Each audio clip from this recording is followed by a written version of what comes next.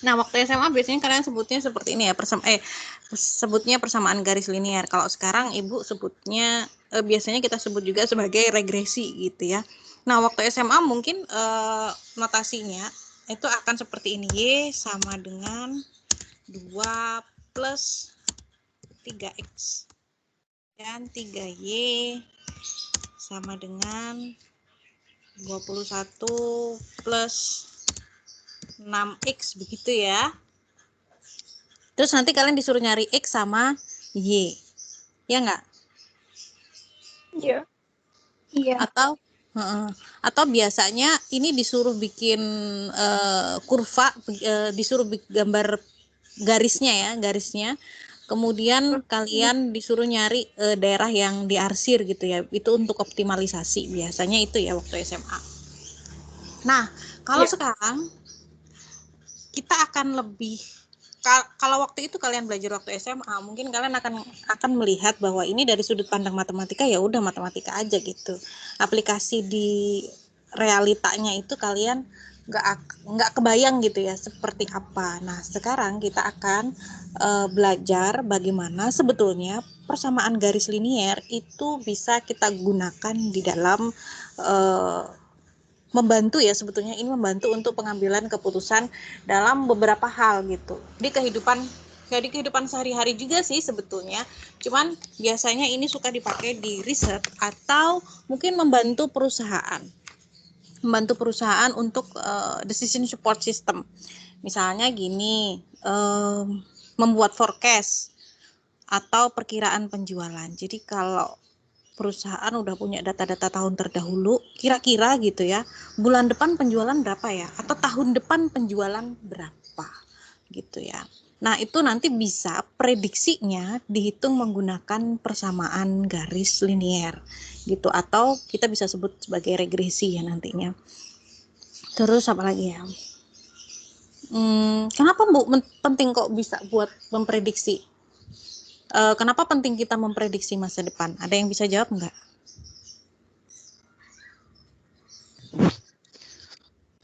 Buat ancang-ancang. Apa yang diancang-ancang? Misalnya kalian punya bisnis deh. Supaya nggak terjadi bangkrut kalau ada bisnis. Bisa menghadapi, punya strategi misalnya kayak gini, kondisinya nanti strategi kita itu kayak gini gitu. Ya, misalnya kalian anggap aja gini, kalian punya bisnis masker gitu ya, atau hand sanitizer. Kemudian ada pandemi, kalian pasti yakin bahwa kalian bisa memprediksi gitu ya, bahwa nanti ketika ada pandemi maka permintaan akan meningkat banget gitu ya. Nah, permintaan akan banyak banget. Nah, ketika kalian sudah memprediksi permintaan akan naik gitu ya, sudah tahu permintaan akan naik, bahkan jumlahnya pun prediksinya sudah ada, maka kalian bisa mempersiapkan dari bulan-bulan sebelumnya gitu ya. Mempersiapkannya dengan bagaimana? Kalau misalnya produksi jadi lebih banyak, otomatis kalian perlu tambahan mesin atau tambahan bahan baku, kemudian tambahan orang, bahkan mungkin ya tambahan sumber daya manusianya. Nah, itu harus direncanakan jauh-jauh hari, karena memang misalnya untuk membeli mesin baru itu nggak tiba-tiba langsung beli aja gitu ya, tapi kita juga perlu memperhitungkan. Kalau di mata kuliah manajemen operasional itu kita harus memperhitungkan mesin mana yang harus dibeli, kemudian budget kita berapa, kebutuhan kita berapa, begitu ya. Kemudian kalau sudah dibeli pun kita harus set up mesinnya dulu, jadi nggak tiba-tiba misalnya bulan depan gitu ya permintaan naik terus baru kita beli sekarang gitu, itu biasanya ya keputusannya akan kurang bagus. Jadi kalau memang mau punya keputusan yang baik, kita harus bisa memprediksi sebelumnya. Atau misalnya permintaan yang sifatnya musiman, gamis misalnya. Kalau kita udah tahu bahwa setiap lebaran itu akan naik permintaan, maka kita bisa prediksi dari data-data terdahulu, permintaannya tuh biasanya meningkatnya berapa kali lipat sih gitu ya. Sampai berapa sih, sehingga kita tuh siap-siapnya gitu kan, sesuai dengan kapasitas produksi itu mulai dari bulan ke berapa dan berapa jumlahnya yang harus kita persiapkan. Nah, itu memforecast atau memperkirakan atau memprediksikan itu bisa menggunakan persamaan garis linier. Oke. Assalamualaikum, Bu. Waalaikumsalam. Dwi, Bu, hadir, Bu. Dwi hadir. Kamu dari mana, We? Tadi jalan, Bu. Tadi di jalan. Sekarang di mana? Pun, Sekarang di mana? ini dekat rumah, Bu. Deket rumah udah online ya, belum nyampe rumah udah online deh. Belum Bu. sampai, Bu, dokter pergi, Bu.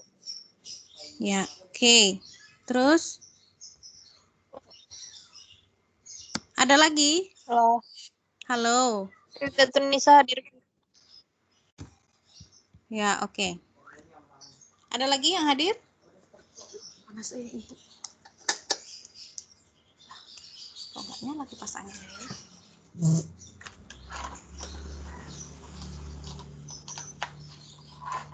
Oke.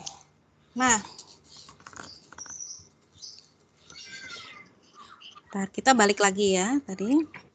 Jadi regresi itu biasanya digunakan fungsinya adalah untuk memprediksi atau memforecast masa depan.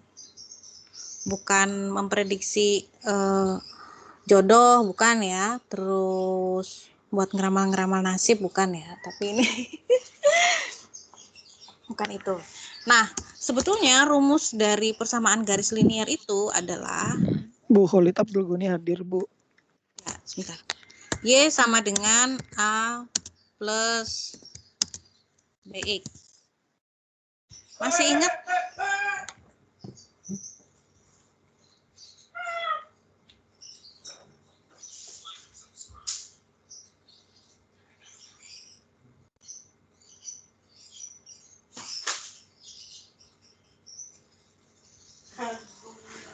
Sambil diingat-ingat ya, yang waktu SMA dulu. Ada nggak ketemu sama persamaan Y sama dengan A plus BX? Halo Bu, Assalamualaikum. Waalaikumsalam. Fadil Bu, Muhammad Fadilah. Fadila. Ya, oke. Udah ya. Masih ingat nggak persamaan yang Y sama dengan A plus BX?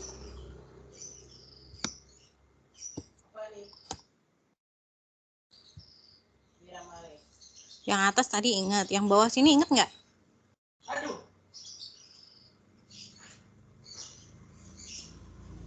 Lah, nggak ada yang jawab. Nggak ingat juga nggak apa-apa. Lupa Bu.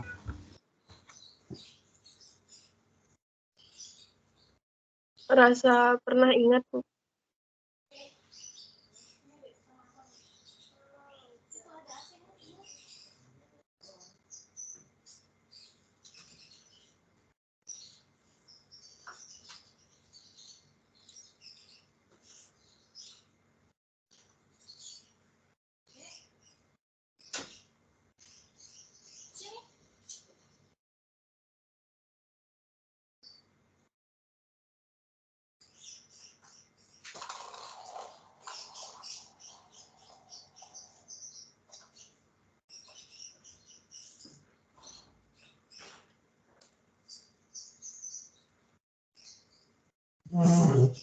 Ya.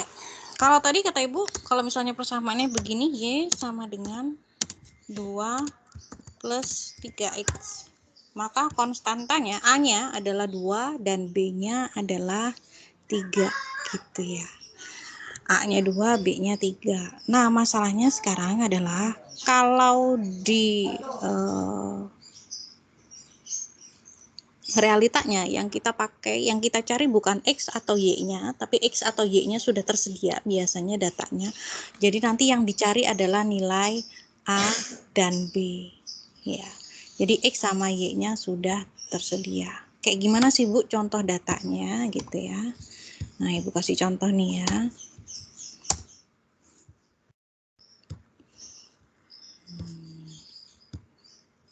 Oke, nah. Ini adalah contoh datanya. Sebentar Ibu blok yang ini biar kelihatan.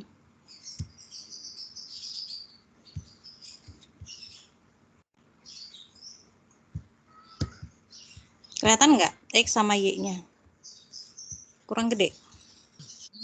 Kelihatan Bu. Nah, ini adalah X sama Y-nya.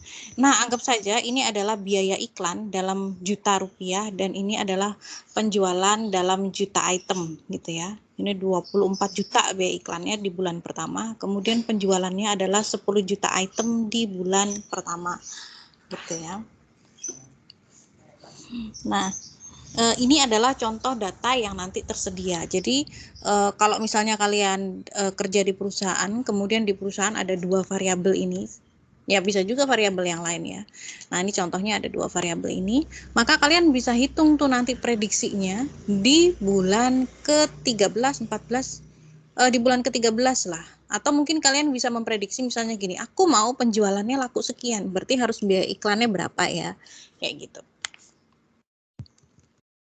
Nah, kita balik lagi ke sini.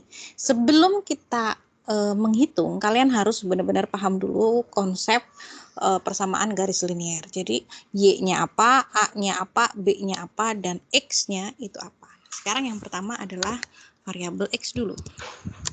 Variabel X itu adalah variabel bebas. Variabel bebas atau independen. Sedangkan variabel Y itu adalah variabel, boleh sambil dicatat ya atau sambil di screenshot ya. Variabel terikat atau variabel dependen gitu. Apa sih Bu maksudnya variabel bebas dan variabel terikat? Jadi variabel bebas itu adalah variabel yang dia itu akan menentukan nilai dari variabel lain. Gitu ya. Sebaliknya kalau variabel yang terikat itu nilainya tergantung dengan variabel lain. Ibu kasih contoh misalnya IPK. IPK kalian itu adalah salah satu contoh variabel terikat. Nilainya tergantung. Tergantung sama apa? Tergantung sama apakah kalian bisa ngerjain UTS. Tergantung apakah kalian bisa ngerjain UAS. Atau tergantung sama lamanya kalian belajar. Bisa juga tergantung dengan lamanya kalian main game. Semakin banyak main game, maka nilainya semakin jelek misalnya. Tapi bisa juga sebaliknya ya. Nah gitu ya. Jadi variabel Y itu adalah variabel yang nilainya ditentukan oleh variabel lain. Nah, kalau variabel X itu adalah variabel bebas gitu ya. Jadi dia nilainya bisa menentukan variabel lain. Nah, ini yang nggak boleh kebalik. Kadang-kadang suka kebalik gitu ya. Jadi yang biasanya suka jadi variabel Y itu adalah volume penjualan, kemudian omset penjualan, nilai IPK gitu ya, apalagi ya. Ya hasil akhir itu biasanya jadi variabel Y.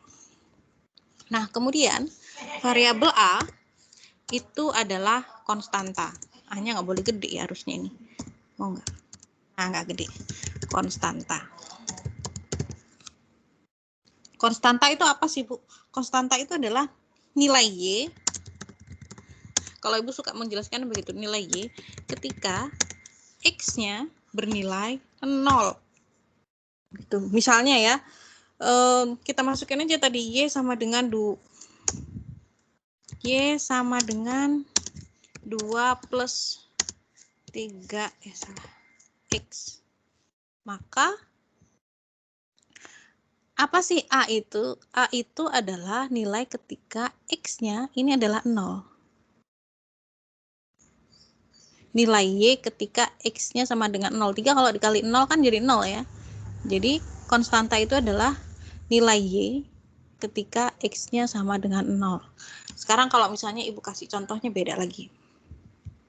Masih bingung ya sampai sini ya? Misalnya Y-nya Ibu ganti sama nilai IPK. X-nya Ibu ganti dengan apa dong? Lamanya belajar. Persamaannya bunyinya jadi nilai IPK sama dengan 2 ditambah 3 dikali lamanya belajar. Nah, jadi ketika X-nya sama dengan 0, ketika lamanya belajar sama dengan 0, ketika nggak belajar sama sekali, maka nilai IPK-nya sama dengan 2. Gitu ya. Kalau di grafik, ada nggak ya grafiknya ya? Mana ya grafiknya di sini? Kok kan ada? Wah, ini mah grafiknya. Nah, ini dia. Lah, kagak ada. Kagak ada. Ibu bikin grafik sini aja ya.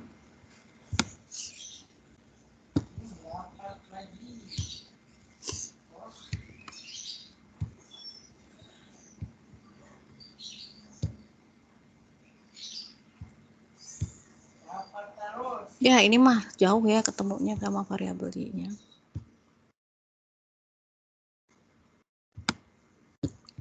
Coba lihat di sini ya. Ini grafiknya, potong dulu.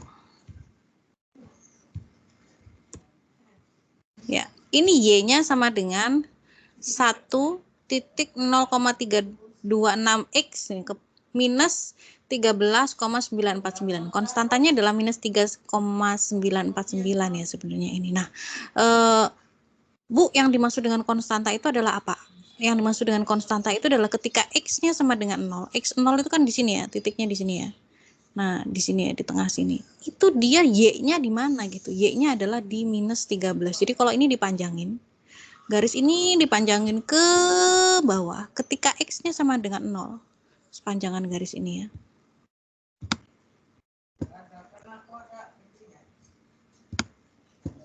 Ketika X-nya sama dengan 0 gitu ya.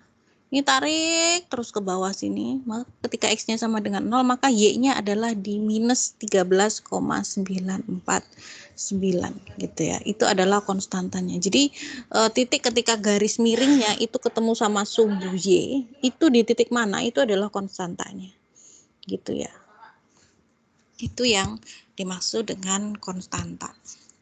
Kemudian yang dimaksud dengan B itu adalah, kagak mau juga ini kecil. Kalau waktu SMA kalian sebut B ini biasanya sebagai gradien. Biasanya namanya bukan B ya, biasanya M kalau waktu SMA. Nah, kemudian kalau Excel sebutnya sebagai apa ya? Ada juga yang sebut sebagai slope. Nah, kalau Ibu menyebut ini sebagai koefisien regresi. B itu apanya sih, Bu? B itu adalah kemiringannya ini. Nah, miringnya ini loh. Slope-nya ini loh B. Kalau di sini 1,0326. Ini B-nya. Positif. Kalau dia negatif ya miringnya ke sini ya. Sini miringnya. Gitu. Itu adalah B-nya. Ada pertanyaan nggak sampai sini?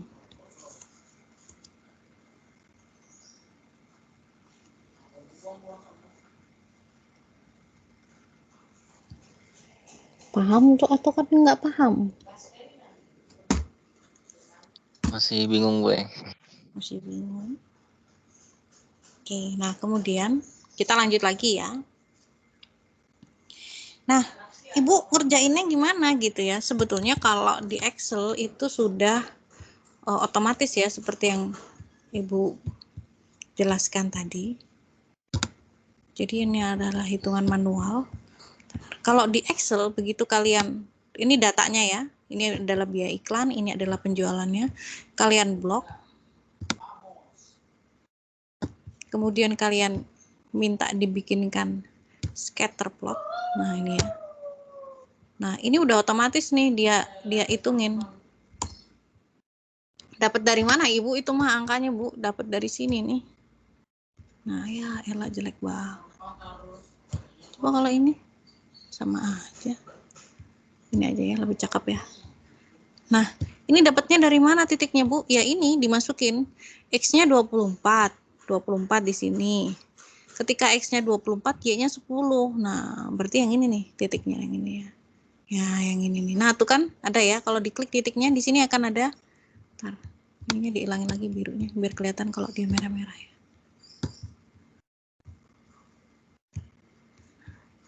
Nah, coba ya. Nah, kan? Satu doang. Kagak mau dia. Ya. Nggak mau ya. Kalau satu aja dia. Nah, ini 24 sama 10 letaknya di mana? Di sini ya, 24 sama 10. Nah, ini semuanya dimasukin nih satu-satu. Nah, satu-satu kemudian mereka akan membentuk garis ini ya, akan membentuk data yang seperti ini. Nah, setelah ketemu data yang seperti ini, yang dilakukan oleh si Excel-nya adalah dia akan mencari ini loh, kecenderungannya, garisnya miringnya kemana. Ini Bu, garis. Nah, miringnya ini. Nah, itu yang akan nantinya kita temukan persamaannya.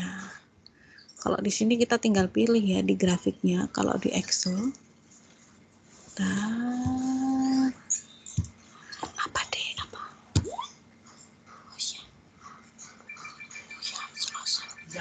Oh ya, working. Mm-mm. Aku yang working. Ya, working, Now working with computer. dan mana Iya, nanti. mau Ya, oke. Nah, kalau di Excel kalian tinggal pilih nih di desainnya. Kalian tinggal pilih di sini yang ada tulisannya fx. Ini fungsi ya maksudnya. Ini tadi dikasih fungsinya. Nah, ini udah langsung ya. Nah, ini loh. Persamaan yang kita temukan. Jadi data realnya itu adalah titik seperti ini. Kemudian yang akan kita hitung, yang akan kita cari nanti persamaannya adalah kecenderungannya garisnya. Gitu ya. Kecenderungannya garisnya seperti ini. Nah, inilah hasil dari persamaannya itu. Jadi garisnya ini nanti tidak akan pas tepat di titiknya, tapi ada selisihnya. Ada Ibu, ya. boleh diulang lah Bu yang dapat persamaannya tadi tuh. Mencarinya di Excel. ini deh. Ini kan udah ya, udah grafiknya ya. Nggih. watching. Ya, oke. Nah, ini tinggal di desain, ada chart tools kan, ada desain, ada layout, ada format. Di desainnya kalian tinggal pilih yang ada ini, ada F-nya, ada fungsinya. Fx ini fungsinya kan. Nah, Nggih. nah udah, langsung keluar. Nah, gitu ya. Nah, cuman di sini kebalik ya, kalau di sini Y sama dengan BX plus A gitu ya, tapi ini A-nya minus. Nah, apalagi tadi yang mau dijelasin. Nah, kalau di kalian suka tuh kan, kalau di persamaan-persamaan belakangnya suka ditambah dengan kata E. Sorry ya, sorry bingung. Plus E gitu ya, di belakangnya sini suka ditambahin gini, plus E gitu. Kalian suka sebut itu sebagai error. Tapi error tuh sebenarnya apa sih gitu ya? Nah, salah.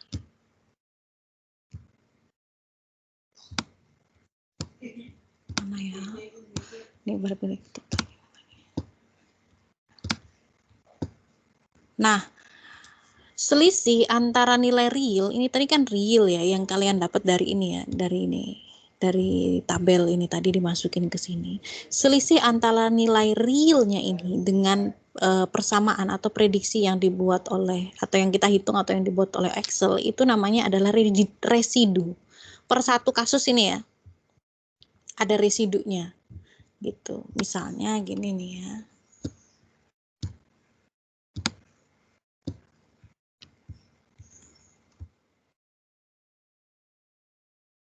Nah, ini ada Y aksen ya. Ini udah Ibu hitungin ya. Ini adalah, ini X-nya, ini Y-nya, ya kan? Kalau nilai X-nya segini, realnya Y-nya tuh adalah 10. Tapi kalau dihitung menggunakan rumus yang ada di sini,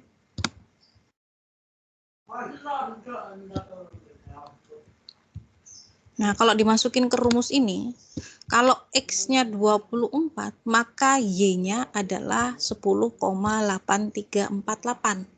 Gitu ya. Jadi ini adalah harusnya kalau di menggunakan rumus itu gitu ya. Y-nya itu adalah 10,8348. Itu letaknya pas persis di garisnya. Gitu. Tapi kenyataannya dia tidak pas di garisnya, dia di bawahnya gitu ya. Di bawahnya di sini, harusnya di sini ya. Harusnya di sini, begitu dia di sini. Nah, jadi ada selisih antara nilai real dengan nilai prediksi gitu. Ini adalah prediksi yang dibuat oleh komputernya ya. Jadi selisihnya antara selisih antara real dengan prediksi.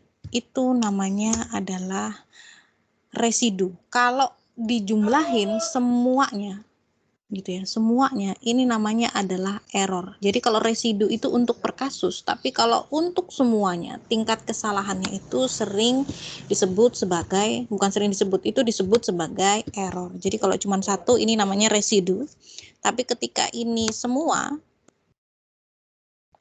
maka ini kita sebut sebagai error. Gitu, paham nggak sampai sini?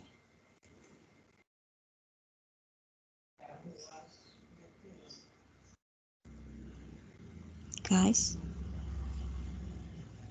gak ada suaranya. Apakah susah anak-anak?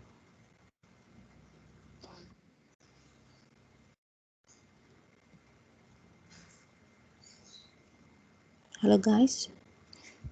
Berarti itu Bu, misalnya errornya tuh terpakai lah Bu itu tuh Bu. Nanti dipakai karena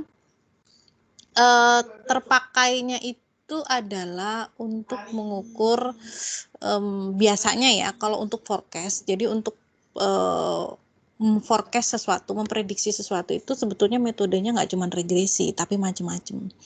Nah, nilai error itu biasanya dipakai untuk memprediksi metode mana yang paling bagus gitu ya untuk memforecast satu kasus gitu. Tidak selalu di satu kasus itu yang bagus regresi gitu, bisa saja metode yang lain begitu. Jadi errornya itu adalah untuk menghitung itu tadi. Atau enggak juga sih ya. Nah,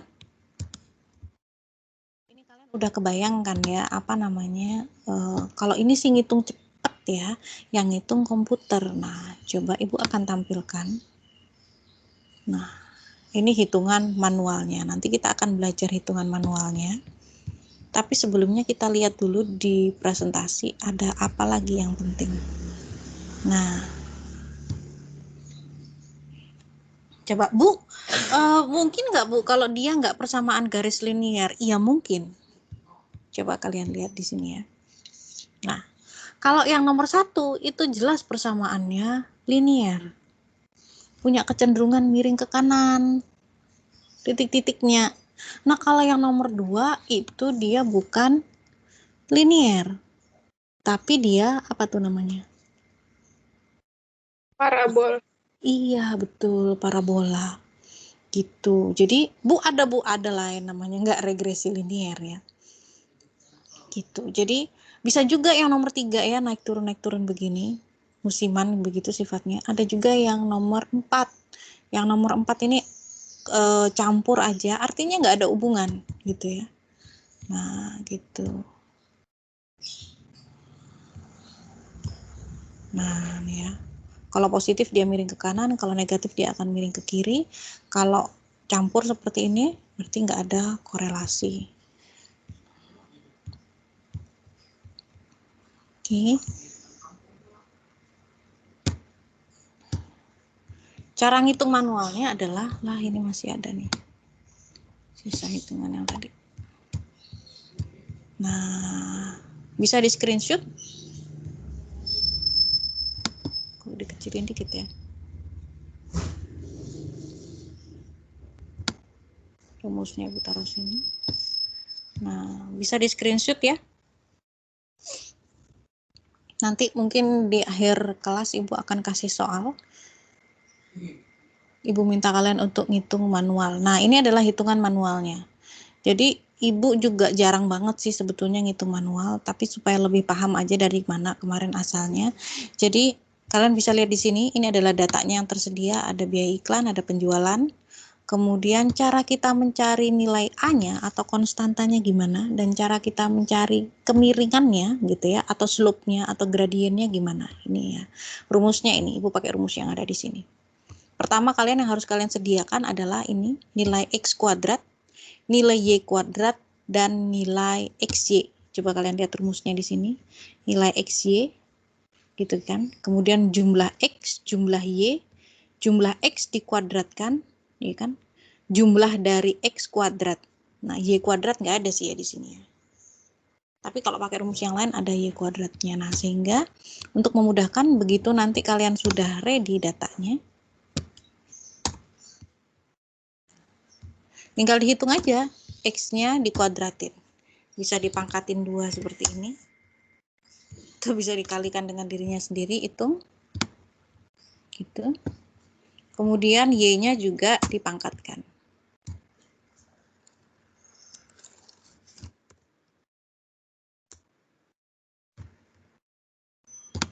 Jadi X-nya dipangkatkan, Y-nya dipangkatkan, kemudian X-nya dikalikan dengan Y. Kalau ngitung manual banget capek ya, tapi kalau ngitungnya pakai Excel cepet aja.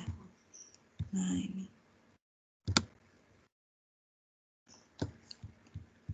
Kalau sudah dihitung semua variabelnya, nanti kalian tinggal cari nilai jumlahnya. Jumlahnya itu tinggal jadi totalin aja. Nah, dijumlah nih totalnya. Udahlah ditarik semua. Nah, udah ketemu nilainya.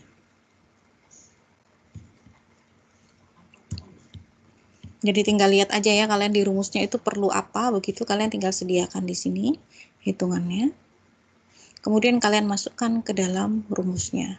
Coba dilihat di sini, nilai B-nya rumusnya adalah jumlah dikali, coba ini rumusnya ya. Nah, ini lihat ya, N-nya adalah 12, dikalikan dengan jumlahnya XY, jumlahnya XY adalah ini 2170 nih, dikurangi dengan jumlah X, 257, dikali dengan jumlah Y. Dibagi dengan apa tuh? N-nya di sini ya. N-nya itu adalah jumlahnya, bisa jumlah responden kalau di kuesioner, bisa juga jumlah kalau di sini adalah jumlah bulannya. Gitu ya. Dikalikan dengan jumlahnya X kuadrat. Jumlah X kuadrat di sini adalah 5573. Dikurangi dengan jumlah X. Nah, ini ya, 257 kuadrat. Nah, jumlah X kali jumlah X, Ma Ibu tuh. Dapatlah ini nilainya adalah 1,03. Kemudian ini B-nya, kemudian A-nya dengan cara yang sama ya.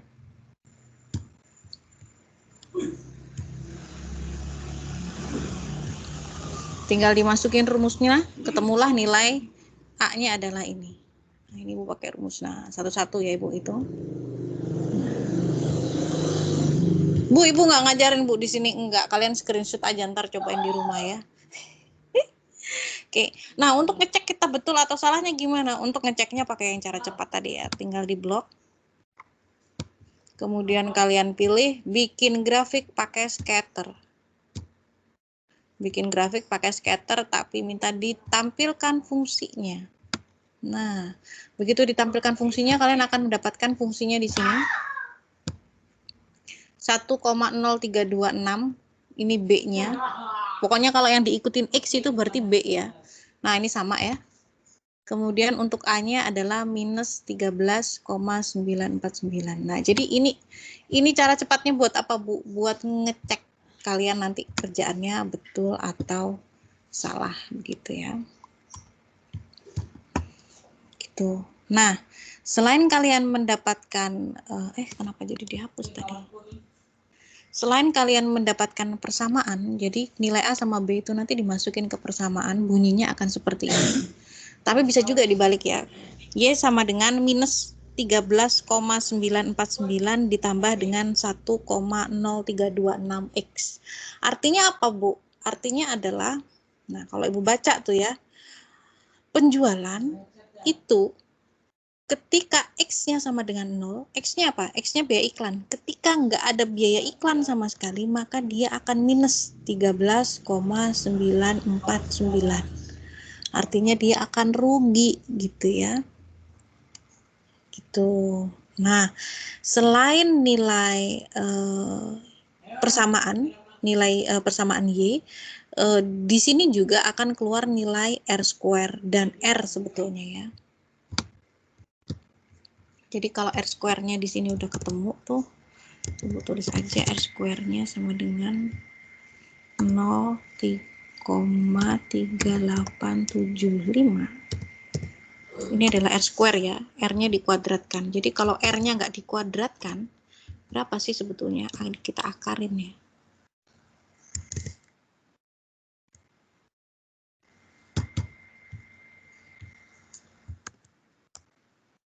R-nya adalah 0,622495. Ibu, R sama R square itu fungsinya buat apa?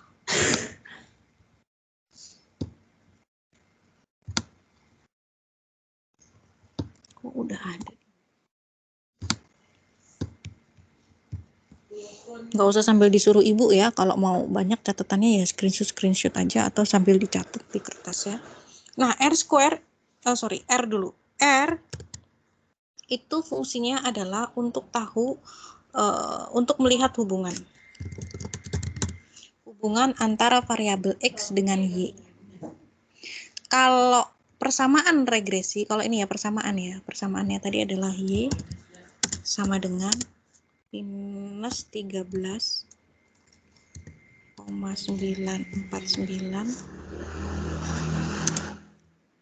1,032 X. Kalau R atau hubungan itu sifatnya timbal balik. Nilai R itu minimal 0, maksimal 1. Kalau 0 artinya nggak ada hubungan sama sekali. Kalau 1 itu artinya hubungannya sempurna. Biasanya hubungan dengan dirinya sendiri. Kalau berhubungan dengan variabel lain biasanya nilainya nggak sempurna ya. Kalau sempurna itu pasti sama tuh.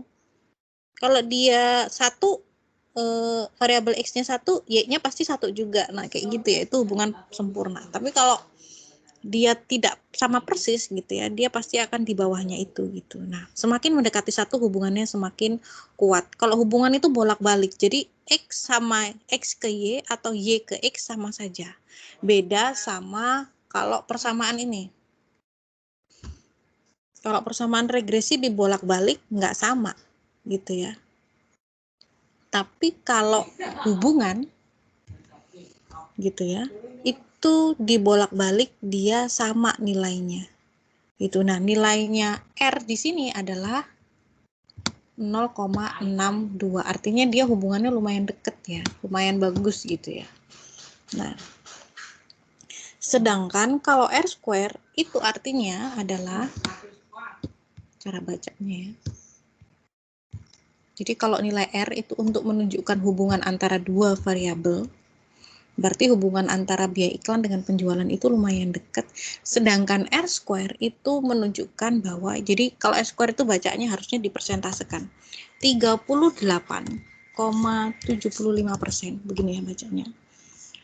Penjualan dipengaruhi oleh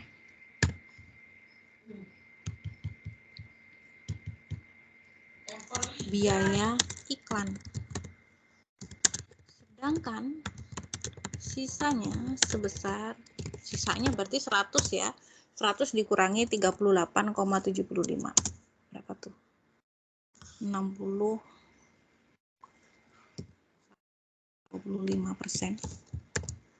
dipengaruhi oleh variabel lain. Apa yang mempengaruhi selain biaya iklan ya? Macam-macam, misalnya kualitas produk, kemudian apalagi harga produk gitu ya.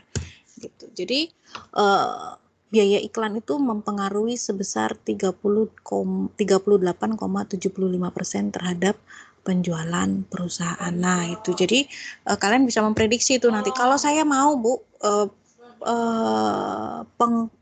pendapatan ya, penjualannya nanti sekian gitu. Misalnya di tahun ke-13. Ini kan penjualannya adalah 3. Waduh.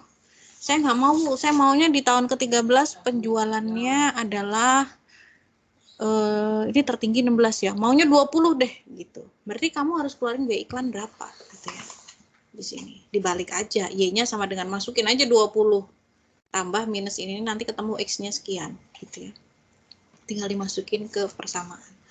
Nah, jadi salah satu fungsinya regresi itu adalah untuk memprediksi ya. Seperti itu tadi, memprediksi di masa depan.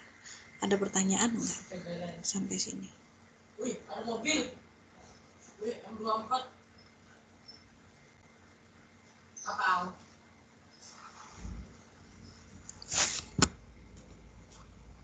Apakah susah?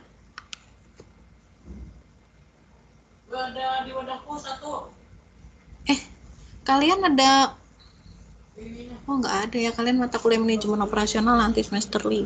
Tapi nggak ada lagi kayaknya angkatan kalian.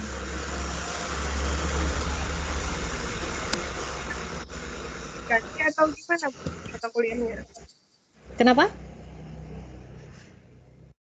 Mata Diganti. kuliah manajemen operasionalnya kan kata Ibu tadi nggak ada lagi pas angkatan kami nanti. Nggak Itu ada. diganti atau dihapuskan? Nggak tahu sih itu akan berlaku atau tidak, tapi setahu Ibu kalau di kurikulum yang baru itu nggak ada lagi. Jadi dihapuskan memang mata kuliahnya. Kalau Rektarnas sampai sejauh ini Ibu tidak melihat bahwa ini ada pengaruhnya ke kalian bikin pemrograman. Belum ada yang mengaplikasikan gitu ya. Bu, kalau diaplikasikan, woi banyak banget aplikasinya. Misalnya kalian mau bikin aplikasi untuk memforecast harga emas. Sekarang kan harga emas naik turun ya. Terus orang lagi pengen invest emas gitu kan misalnya. Ya kalian bisa bikin aplikasi yang memforecast harga emas gitu pakai regresi ini. Tapi ya susah sih kayaknya. Gitu. Nah, itu bisa pakai regresi ini. Atau kalau kalian tertarik dengan data mining, Ibu rencananya nanti setelah regresi akan Ibu kasih cluster. Jadi kalian punya cluster itu mengelompokkan data ya. Jadi misalnya fungsinya gini. Misalnya kalian punya data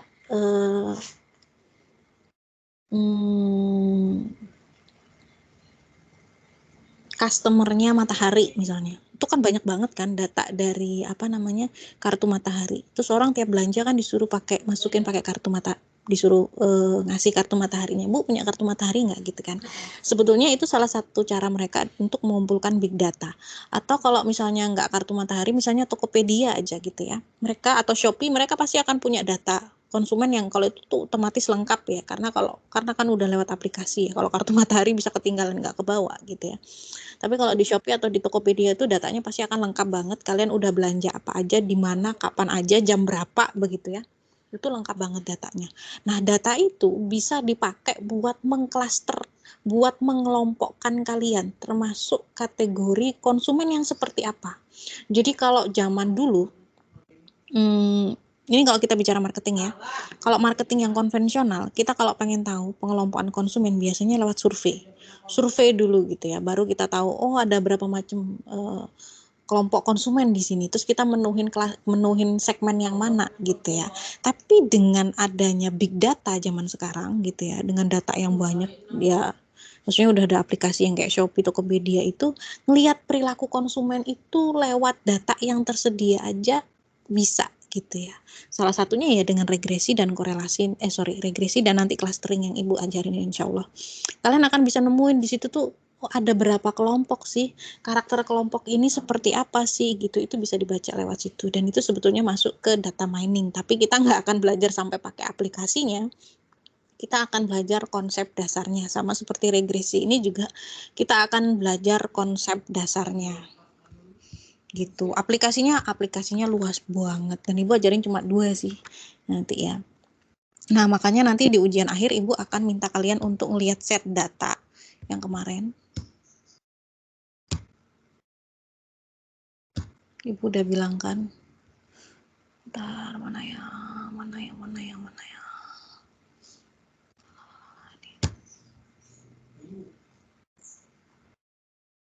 Nah, kayak gini, ini kan sebetulnya real ya, data real ya. Nah, ketika kalian ketemu sama data yang sebanyak ini, begitu. Kalau cuman begini aja kan data ini tidak jadi apa-apa buat kalian. Nah, ketika kalian mengolah data itu nanti menggunakan regresi atau menggunakan korelasi, begitu ya. Maka data ini akan berikan manfaat buat kalian. Bahkan ketika cuma deskriptif aja, deskriptif statistik cuma data tabel-tabel aja begitu, itu pun juga sudah bisa bermanfaat buat kalian gitu kan. Tapi dengan ditambah dengan regresi dan korelasi itu akan bisa lebih bermanfaat lagi data ini buat kalian. Nah, Ibu nggak pernah nyuruh kalian harus ngeregresi yang mana atau mengkorelasi yang mana, memang tidak ada. Atau nanti ya mengklaster yang mana, tidak ada. Karena memang disitulah kalian harus tahu gitu ya, mana yang bisa diregresi, mana yang bisa di cluster gitu ya nanti. Terus ini bisa ngasih info apa? Itu adalah kelihayan kalian gitu untuk melihat data gitu ya. Nah, Ibu sih berharapnya ini bisa bermanfaat banget buat kalian. Ini latihan sederhana ya. Tapi kita nanti ngitungnya pakai SPSS. Nah, ini sementara tugasnya nanti manual. Minggu depan kita akan ngitung menggunakan SPSS. Kalau SPSS itu software statistik aja biasa, yang biasa Ibu pakai. Nah, kalau di data mining itu macam-macam, ada Rapid Miners, ada Jupyter Notebook. Ibu juga masih mau belajar, tapi kalau kalian bisa belajar otodidak itu sih bakal asik banget ya. Asik banget karena kalau Ibu pribadi sebetulnya ngelihat ya karena namanya data mining ya, jadi data itu bisa kayak nambang gitu. Kalau kita bisa mengolah data itu dengan cermat, data itu bisa jadi emas gitu buat kita gitu ya. Jadi melihat perilaku orang lewat data gitu ya, terus ya menemukan pola-pola lewat data itu sebetulnya sesuatu yang menarik banget gitu. Nah, Ibu masih belajar sih sampai sekarang dan masih belum berkecimpung di data mining, tapi insya Allah Ibu akan bagikan ilmu yang basic-basicnya supaya nanti kalau suatu saat kalian tertarik, kalian juga bisa masuk ke situ juga gitu. Ada yang mau ditanyakan? Mau bertanya, Bu. Boleh. Tapi di luar materi hari ini. Boleh. Setelah menjelaskan, saya tuh kayak tertarik gitu. Nah, ternyata data tuh bisa diolah, bisa bahkan jadi emas buat kita. Nah, Bu, kalau ngambil apa sih studi lagi itu tuh apa, Bu, nama studinya buat pembelajaran khusus data gitu. Nah, mengkaji data, mengolah data lebih expert lagi. Kita cari ya di internet ya.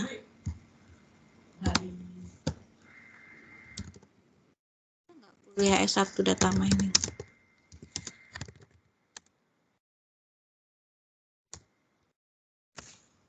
Biasanya itu bagian aja sih kalau sekarang. Teknik informatika S1-nya masih teknik informatika.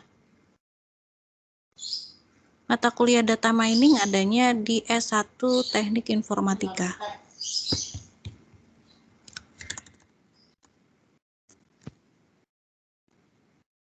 Science. Salah ketik.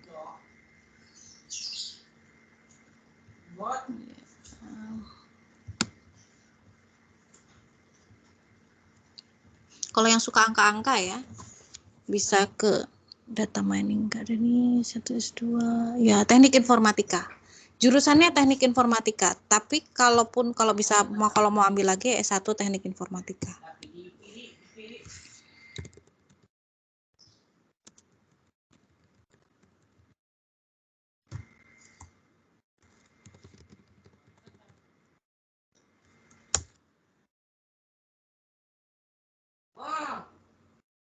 Mati dong.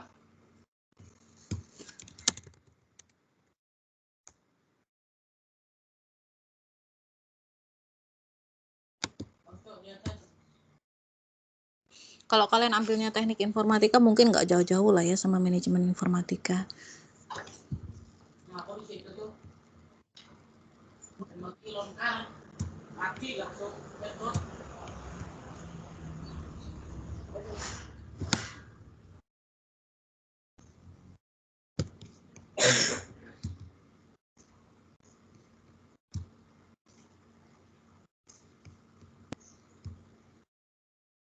Kalau Ibu belajar otodidak malah gitu. Jadi kalau mau belajar otodidak juga bisa juga. Jadi kalau kalian mau kuliah lagi udah punya basicnya, tinggal ngembangin lagi, itu lebih enak lagi.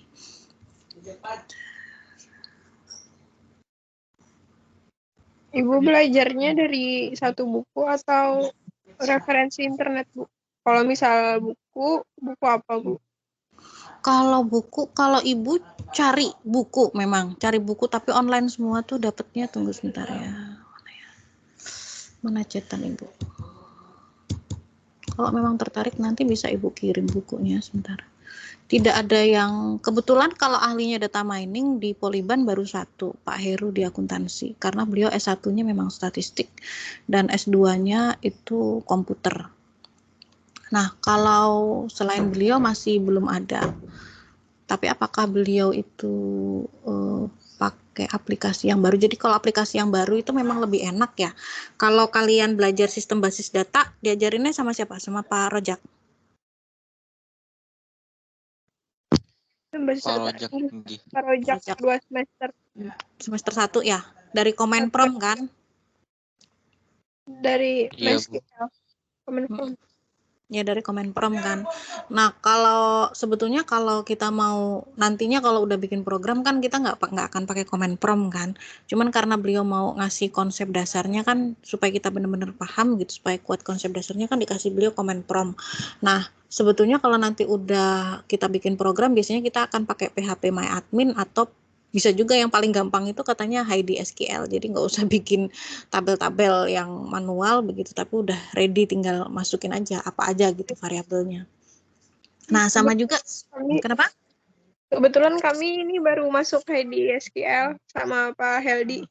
Oh pakai Heidi SQL. Nah jadi kalau sama juga dengan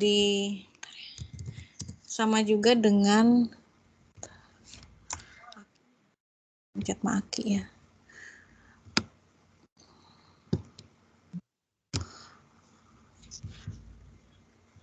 Jangan dibaca nih ya, ini chatan Ibu sama Pak Roman ini.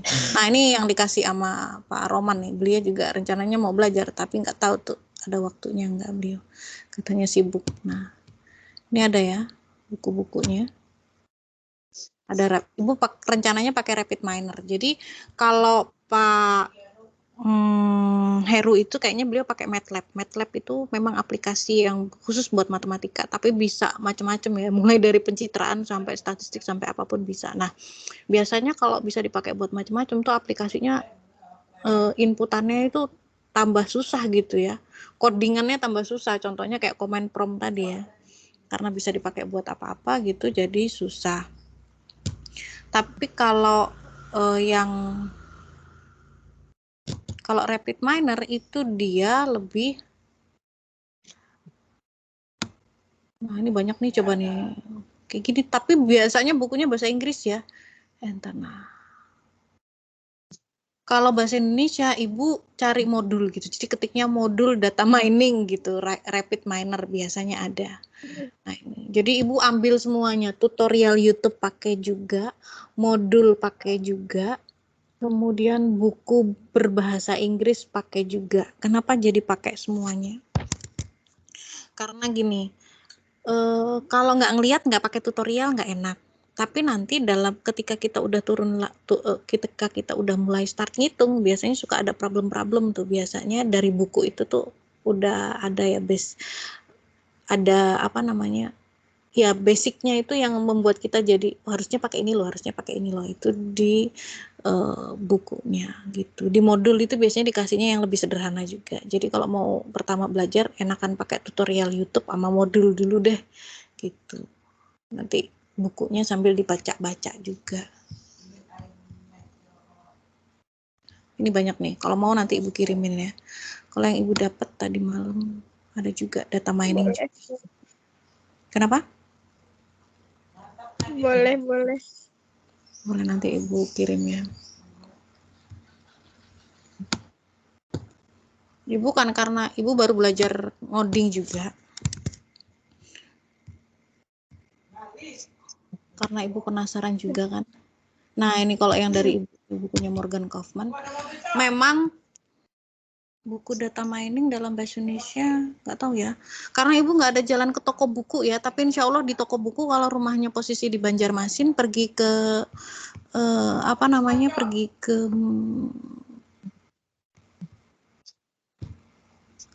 Gramedia insya Allah ada aja. Nah, mana yang lebih enak buat kalian gitu ya.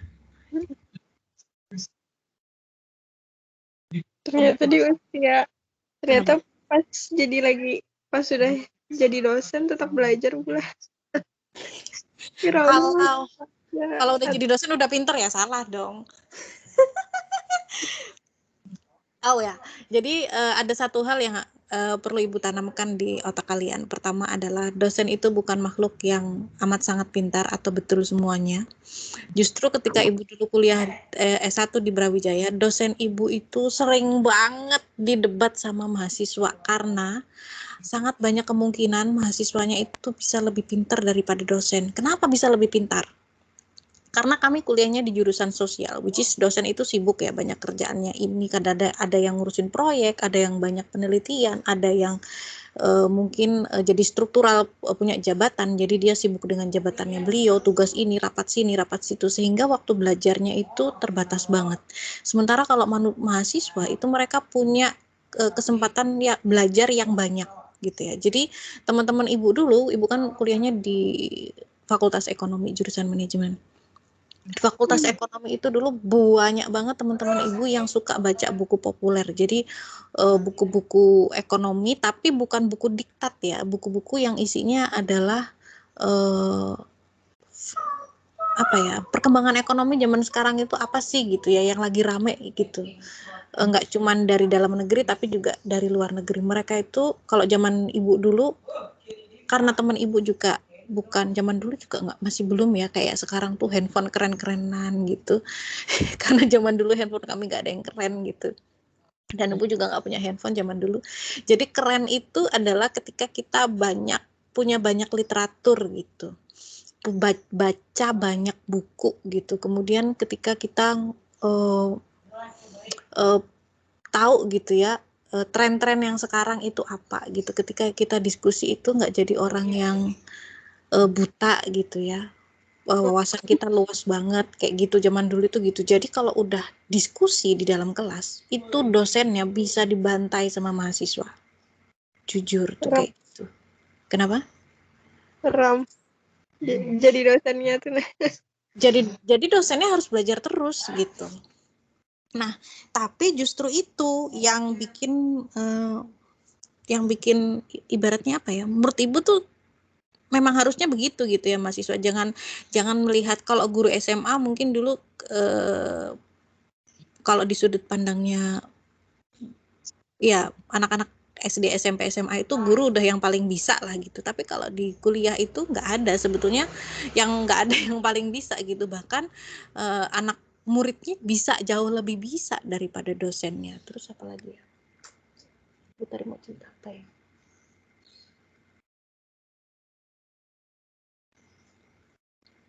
Banyak deh pokoknya zaman apa ya, zaman bahkan kalian tahu nggak yang bikin binar akademi apa ya?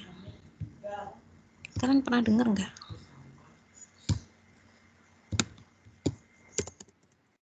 Ya, Binar Academy.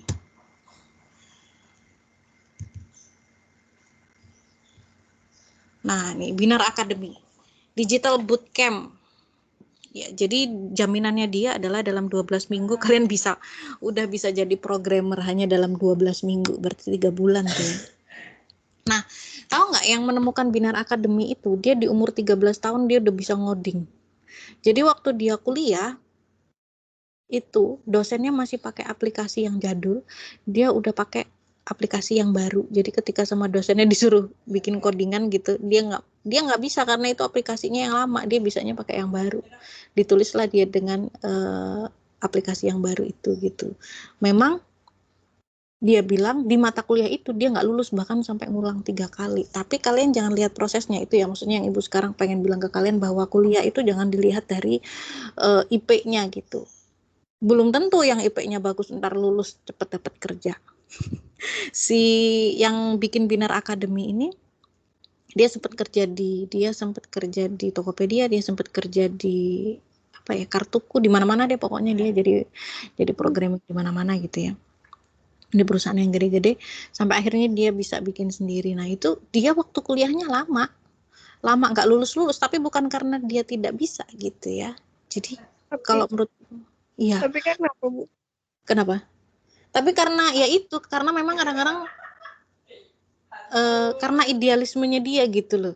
Kan sama dosennya disuruh ngerjain yang sesuai dengan maunya dosennya kan. Misalnya dosennya pakai command prompt, dia ngerjainnya nggak pakai command prompt gitu, tapi dia pakai yang baru gitu kan. Jadi kan nggak dianggap nggak lulus. Tapi kan bukan berarti dia nggak bisa gitu. Nah, Kalau di sini kan kalau dia lebih mengutamakan skill dibandingkan IPK gitu. Dan sekarang juga nyari kerja itu udah beda, nggak kayak dulu lagi perusahaan-perusahaan gede. Kalau di perusahaan gede ya, kalau di perusahaan gede itu dulu orang nyari orang pinter gitu. Kalau sekarang udah nggak nyari yang IPK-nya paling tinggi, yang IPK-nya sedang-sedang. Tapi yang ini kalau dari ceritanya senior ibu yang anaknya masuk Pertamina ya, tapi IPK-nya sedang-sedang saja, cuman dia aktivis gitu. Jadi dia bisa manage organisasi, dia bisa kerja dalam pressure, tapi nilainya tetap bagus, tapi nggak jatuh ya. Bukan nilainya 2, jelek banget gitu, nggak terbaik, tapi dia bisa kerja under pressure gitu. Nah, cuman kalau Gita Wirjawan kemarin, yang lucunya lagi Gita Wirjawan dibilang kalau sekarang saya nggak nyari yang kalau dulu yang pertama dia cari orang paling pintar, terus habis itu yang kedua dicari orang yang berbakat. Kalau sekarang dia nggak cari orang yang berbakat gitu ya, tapi sekarang dia cari orang yang beruntung. Itu yang lucu lagi. Terus jadi coba kalian nonton wawancaranya Gita Wirjawan sama Putri Tanjung ya, lucu banget. Jadi kata si Putri Tanjung, Pak, taunya kita punya karyawan yang beruntung dari mana? Tanyain aja, dia bilang gitu. Apa namanya? Mereka pernah mengalami peristiwa beruntung apa gitu ya. Jadi memang terlepas dari kita punya skill apapun itu begitu ya, kita sepintar apapun, memang kadang-kadang ada orang-orang yang tercipta dari lahir itu beruntung gitu ya. Jururang banjar tuh beruntung, teman sudah beruntung, orang pintar gini kalah lawan orang beruntung. Ya, ini nah gitu. Jadi tapi mungkin tidak semua dari kita tercipta dari jadi orang yang beruntung, yang pertama. Kemudian yang kedua juga ketika kita sudah mencari menjadi orang yang beruntung, ibu memang pernah ketemu orang yang seperti itu ya. Teman-teman di sekitaran ibu ada yang memang beruntung benar tuh. Nah, tapi bahkan ketika kita beruntung pun kita tetap harus punya apa ya, kalau menurut ibu, punya akhlak lah.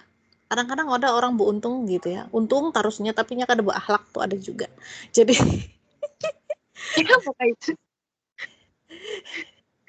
nanti deh kalau kalian udah terjun ke dunia ini beneran gitu ya. Oke deh, Bu. Udah terjun ke dunia kerja tuh ada orang yang memang beruntung tapi kada berakhlak juga gitu, ada juga beruntung ya. Pokoknya kalau menurut ibu zaman sekarang itu ibu tidak memaksakan kalian untuk harus dapat A di kelas ibu ya, tapi yang paling penting adalah kalian punya skill. Makanya ibu suka bilang sama mahasiswa bimbingan ibu atau mungkin kalau di dalam kelas, yang paling penting adalah kalian punya skill gitu. Dan skill itu adalah sesuatu yang kalian suka. Kalau kalian nggak suka ngejalaninnya, maka ya males-males aja, seadanya aja gitu. Tapi kalau skill itu adalah sesuatu yang kalian suka, kalian akan punya sesuatu yang bikin apa ya, penasaran. Misalnya kayak ibu nih, ibu emang suka statistik, emang penasaran sama data, ya ibu akan cari sendiri, bahkan meskipun nggak ada kelasnya, nggak ada ya nggak ada apa-apa, ya ibu akan kerjain sendiri gitu. Motivasinya itu datang dari diri sendiri, dan kalian akan mengimprove skill kalian, meningkatkan skill kalian bahkan ketika nggak ada yang nyuruh. Misalnya suka gambar terus, lama-lama pinter gitu ya.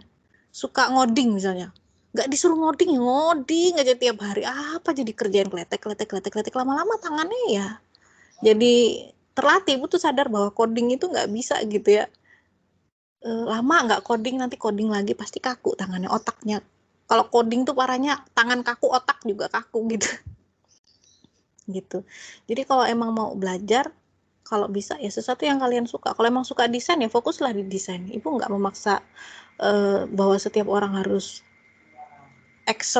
excellent gitu ya, pinter di semuanya, nggak ada orang yang kayak gitu. Tapi paling tidak kalian punya skill, dan skill itu adalah sesuatu yang kalian suka. Jadi kalian happy ngejalaninnya, bahagia gitu, dan mau mengimprove, mau meningkatkan tanpa disuruh orang lain terus menerus gitu ya, karena sukanya itu kan. Oh, sekarang aku udah bisa ngedesain ini, berarti nanti aku harus bisa ngedesain apa ya, berarti nanti bulan depan aku harus bisa ngedesain apa. Kuncinya adalah kalian punya target gitu. Kalau sekarang targetnya jangan langsung tinggi ya, rendah dulu. Oh, nanti bulan depan aku udah bisa apa ya ini, oh bulan depan nanti aku harus bisa apa ya gitu. Nah, kalau kalian udah punya skill itu bisa dijual ya, apalagi sekarang kan udah zamannya online, di mana-mana tuh kayaknya lebih enak lah. Apalagi kalau anak IT mau kemana-mana larinya juga enak, tinggal nyari passion. Kenapa? Freelancer banyak. Kalau mau freelancer Banyak Iya, banget kalau mau nih. freelancer iya, tapi kan harus punya skill juga gitu ya. Gitu. Pokoknya kalau di IT tuh enak banget deh. Pokoknya ibu aja udah sekarang kakinya bergeser sebelah ke IT supaya ibu bisa nggak ketinggalan lah. Kalau untuk freelancer nyari kerjaan mungkin udah cukup aja yang ada. Tapi ibu pengen nggak ketinggalan aja gitu sama perkembangan zaman. Jadi beruntunglah buat kalian yang sudah di IT. Tapi kalau masih belum ketemu passionnya, ya dicarilah passionnya apa gitu ya. Suka nonton drama Korea, bikinlah apa gitu kayak. Mau bikin channel YouTube kayak terserah, atau mau ngedesain atau mau jadi digital marketing juga sekarang lagi rame, yang suka motret-motret boleh lah. Kalau temennya ada yang punya bisnis atau diri sendiri bikin bisnis, kemudian kalian kelola Instagramnya gitu, dengan jangan asal-asalan tapi bener-bener belajar gitu. Jadi kalian bisa tahu oh gimana ya caranya optimalisasi di Instagram gitu. Atau mungkin kalau udah yang hobi jualan gitu kan, sekarang udah mulai nyoba jualan lewat marketplace, lewat Tokopedia atau lewat Shopee atau lewat Blibli, lewat apa aja, gimana ya caranya optimalisasi jualan lewat situ gitu. Jadi ilmu di IT-nya itu dibuat untuk memaksimalkan passionnya kalian gitu, passionnya di mana gitu. Tuh. Apalagi yang ramai sekarang, augmented reality. Ibu bilang sama orang-orang di kampus, augmented reality itu sekarang laku banget. Tahu nggak kalian augmented reality? Apa tuh, Bu? Bentar ya, YouTube kita buka YouTube ya. Kuliahin jadi nanti Kayak Bapak kita 3D habis itu digabung gitu, Bu. Ya kayak di buku-buku tuh loh, kalau ada buku terus bisa ada kartu boboiboy, Nggih, kayak itu, Bu. terus di handphone bisa hidup kan. Nah, Nggih. cuman Oh, yang snack-snack aplikasi sekarang ada. aplikasinya augmented reality itu sekarang nggak cuman di itu. Nah, coba lihat ya. Kalian nonton. IKEA.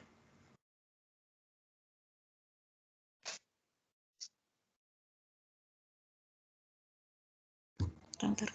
Lah,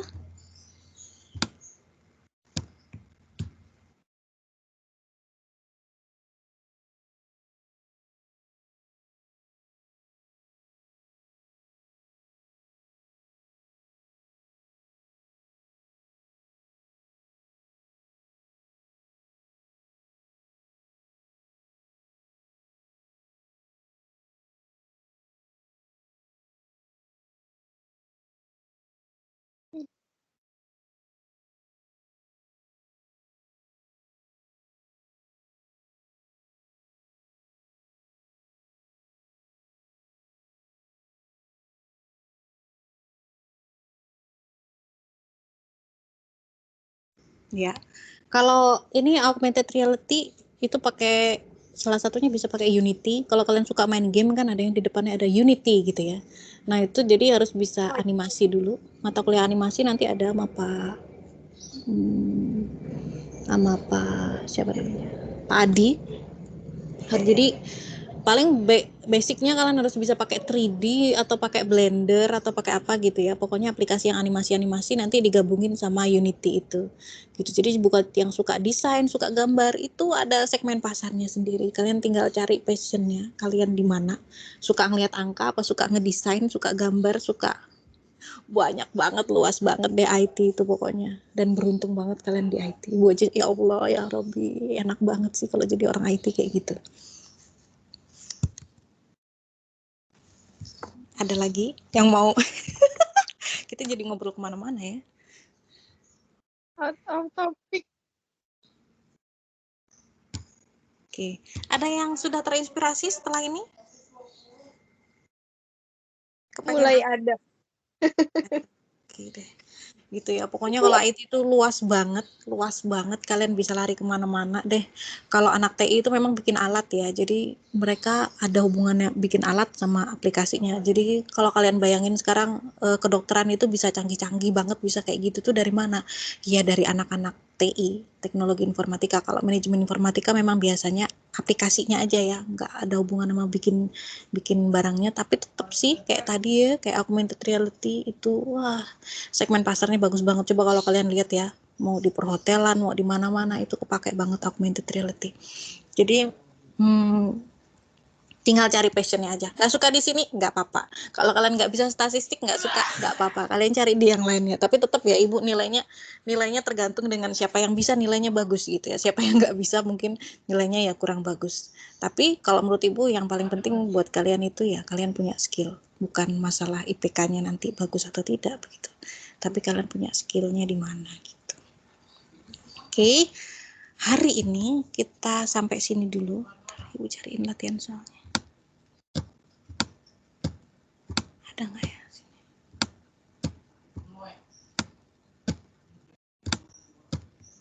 Tidak ada.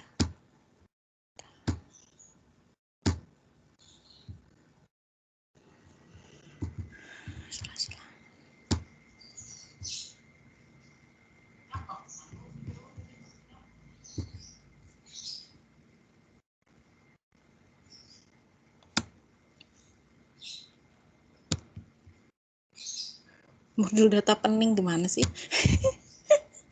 Aduh.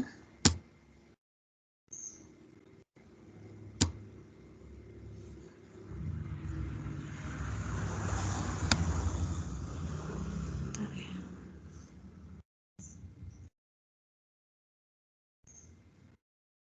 Udah tugasnya.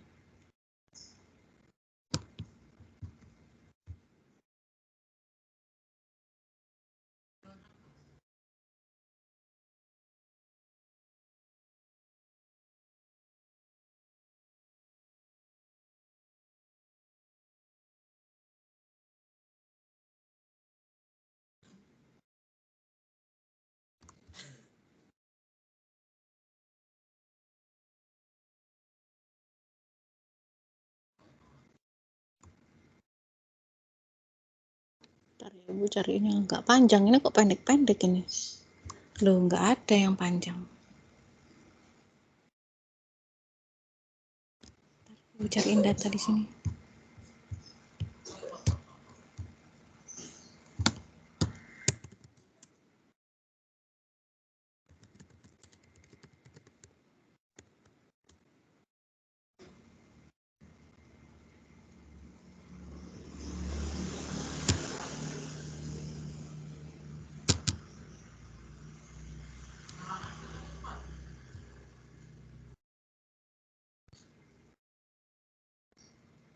Nah, ini ya. Kemana dia? Lari. Ya, ini adalah tugas kalian. Bisa di screenshot. Itu ada untuk NIM ganjil dan ada untuk NIM genap. Nggak usah NIM deh. Nomor absen ya. Ada 2 berarti. 1 nomor absen ganjil dan 1 adalah nomor absen genap.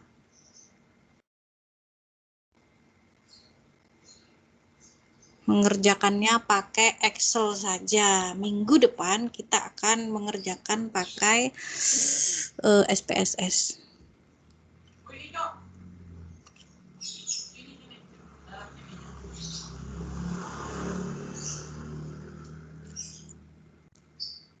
Ini sama soal-soalnya sekalian ya, di bawahnya ya. Tapi ibu minta 2 nanti, yang satunya hitungan manual seperti yang di rumus ibu tadi, kemudian yang kedua adalah yang menggunakan Excel, pakai grafik Excel langsung. Untuk korelasi, koefisien korelasi sama koefisien determinasinya, R sama R square-nya nggak usah dihitung manual, nggak apa-apa dari grafik aja.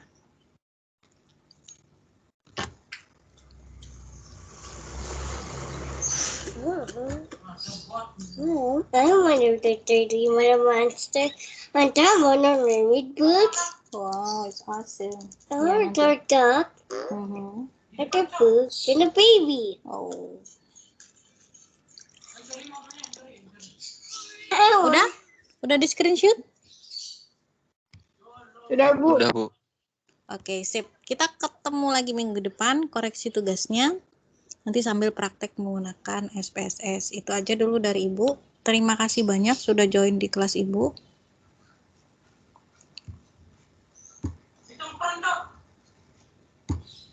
dicobain dulu ya. Nanti minggu depan kita akan bahas lagi bagian mana yang susah atau mana yang belum dipahamin.